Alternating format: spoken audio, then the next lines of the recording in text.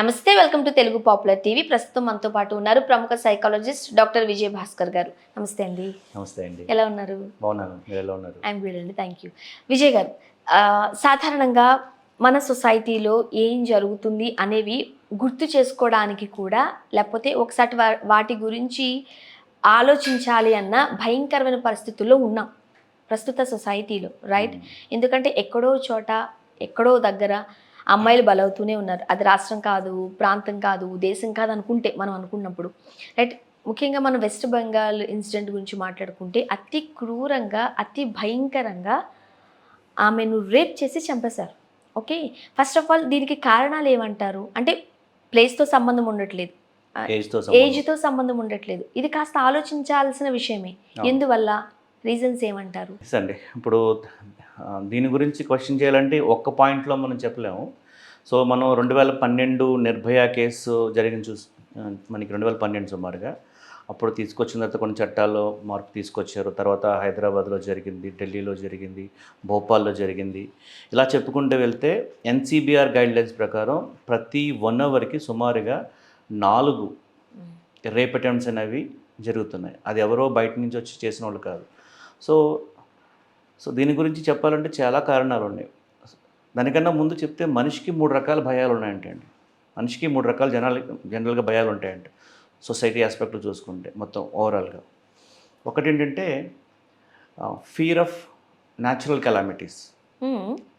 General చెప్తున్నాను, అంటే మనిషికి ఉండే భయాలు చెప్తాను, తర్వాత దీంట్లోకి వస్తాను. ఫియర్ ఆఫ్ న్యాచురల్ కెలామిటీస్ అంటే మనకి సునామీ, ఎర్త్క్వేక్స్, ఫ్లడ్స్, ఇవన్నీ. మనకు ఇప్పుడు టెక్నాలజీ ఉంది కాబట్టి టెక్నాలజీతో మనం ప్రిడిక్ట్ చేయొచ్చు. అంత భయాన్ని కూడా మనం ఫేస్ చేయట్లేదు, ఎందుకంటే ఫ్లడ్స్ ఎప్పుడు వస్తాయో తెలుసు, ఇవన్నీ మనకు ఐడియా ఉంది. సో దాంతో అంత పెద్ద భయం లేదు మనిషికి. రెండవ భయం ఏంటంటే ఫియర్ ఆఫ్ వైల్డ్ యానిమల్స్. జనరల్గా యానిమల్స్ 2 రకాలు ఉంటాయి కదా, cruel and non cruel. It is a cruel, అది క్రూయల్గానే బిహేవ్ చేస్తుంది. నాన్ క్రూయల్ అయితే నాన్ క్రూయల్గా ఉంటుంది. That's correct. ఈ రోజుల్లో యానిమల్స్, ఆ క్రూయల్ యానిమల్స్ కూడా మనం చూసే భయపడుతున్నాయి. మూడవది వచ్చేదంటే inhuman behaviour of human being. Inhuman behaviour of, అంటే మనిషిలో ఉన్న అమానవీయ ప్రవర్తన. Inhuman behaviour of human, this is the most predominant అనమాట మనిషికి. అంటే ఈ రోజుల్లో నేను చెప్పిన పైవాటి కన్నా మనిషికి ఒక మనిషి అంటేనే భయం. మనిషికి కావాల్సింది అభయమా భయమే? మనిషిని చూస్తే మనకి అభయం కావాలి, కానీ భయం వేస్తుంది. ఎందుకంటే మనం చూస్తున్నాం కదా, ఎక్కడ చూస్తున్నాం మర్డర్లు, మానభంగాలు, క్రూరంగా బిహేవ్ చేయడం, ఇవన్నిటి మనిషి యొక్క తత్వం.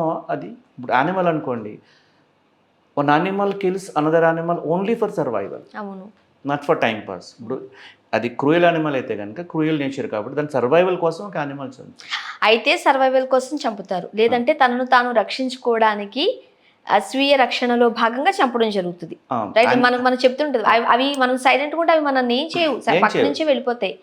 మనం ఏమైనా హాని చేస్తామేమో అనే భయం కలిగినప్పుడు మాత్రమే మనల్ని అటాక్ చేస్తాయి అవి. బేసికల్గా 90% ఏంటంటే వాటి యొక్క సర్వైవల్ కోసం. ఫర్ ఎగ్జాంపుల్ ఒక టైగర్ తీసుకోండి, ఒక యానిమల్ ఆకలిస్తుంది, చంపితే తర్వాత టైం పడుకుంటుంది, రిలాక్స్. పక్క నుంచి ఇంకొక యానిమల్ని పట్టించుకోదు. అంటే ఎందుకు చెప్తున్నానంటే one animal kills another animal only for survival. కానీ ఒక మనిషి ఇంకొక మనిషిని ఎందుకు చంపాలనుకుంటున్నాడు, మర్డర్ చేయాలనుకుంటున్నాడు, మానభంగం చేయాలనుకుంటున్నాడు అంటే ఇది నేచర్, హ్యూమన్ నేచర్ అది కాదు. ఇది ఎక్కడి నుంచి రావాలంటే చాలా పాయింట్స్ మనం ఎత్తుకు రావాల్సి ఉంటుంది దీని గురించి డిస్కస్ చేయాలంటే. సో మీరు చెప్పినట్టుగా ఏంటంటే నిర్భయ కేసు గురించి చేసుకుంటే కనుక ఇప్పుడున్న ప్రజెంట్ సమాజంలో, ఎప్పుడో గాంధీ గారు చెప్పారు, ఎప్పుడైతే నేను ఒక ఆర్టికల్ చదివాను, ఎప్పుడైతే గాంధీ గారు మన నానుడు ఏంటంటే, ఎప్పుడైతే ఒక స్త్రీ అర్ధరాత్రిగా ఒంటరిగా నడుస్తుందో ఆ రోజు మనకి స్వతంత్రం వచ్చినట్టు అయిపోయింది. కానీ ఈ రోజుల్లో ఆ స్త్రీ అవసరం లేదు, పట్టపగలు మిట్ట మధ్యాహ్నం ఒక మగవాడు ఒంటరిగా నడిస్తే అలాంటి ఇన్సిడెంట్స్ వచ్చేసింది. అంటే దొంగతనాలు జరుగుతున్నాయి, లూటీలు జరుగుతున్నాయి, మర్డర్లు జరుగుతున్నాయి, మానభంగాలు జరుగుతున్నాయి. స్త్రీకి ఉంది. స్త్రీ ఎక్కువ ప్రాబ్లమ్స్ ఫేస్ చేస్తుంది ఎన్నిట్లో చూసుకుంటే కనుక మనం చూస్తాం.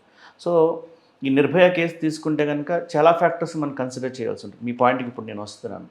సో ఒకటి ఏంటంటే, జనరల్గా కొంతమంది సొసైటీలో కొంతమంది పర్సన్స్ ఉంటారు, హెల్త్ సైకలాజికల్ ఇష్యూస్ ఉన్నవాళ్ళు, యాంటీ సోషల్ బిహేవియర్స్ అంటాం మన సైకాలజీలో చూసుకుంటే.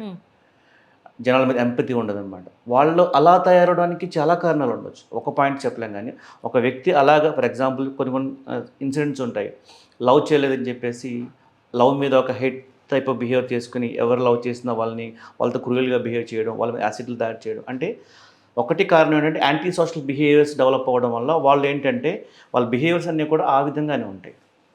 అదొక రీజన్ తీసుకుంటే సైకలాజికల్ ఆస్పెక్ట్లో.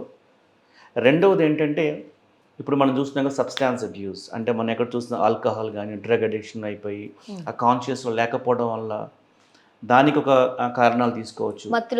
మత్తులో చేసి అంటే అవేర్నెస్ ఉండదు.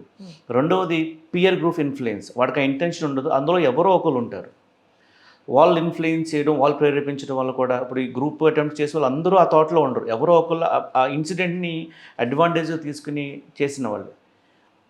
ఇదొక పాయింట్. అలాగేంటంటే సైకలాజికల్ ఆస్పెక్ట్స్ ఉంది. అలాగే రెండవది ఏంటంటే social media and pornography awareness బాగా ఉండడం వల్ల దానికి కనెక్ట్ అయిపోవడం, దానికి హ్యాబిట్యూటెడ్ అయిపోవడం, ఎడిక్ట్ అయిపోవడం, దాని నుంచి ప్రేరేపం పొందడం, ఇవన్నీ కూడా అంటే కల్చరల్ ఆస్పెక్ట్స్ ఉన్నాయి, సైకలాజికల్ ఫ్యాక్టర్స్ ఉన్నాయి, సోషల్ మీడియా ఇన్ఫ్లుయెన్స్ అయి ఉండొచ్చు, లేకపోతే దానికన్నా ముందు ఇంకా చాలా ఫ్యాక్టర్స్ ఉన్నాయి. ఇవన్నీ కూడా జనరల్ కన్సిడరేషన్సే.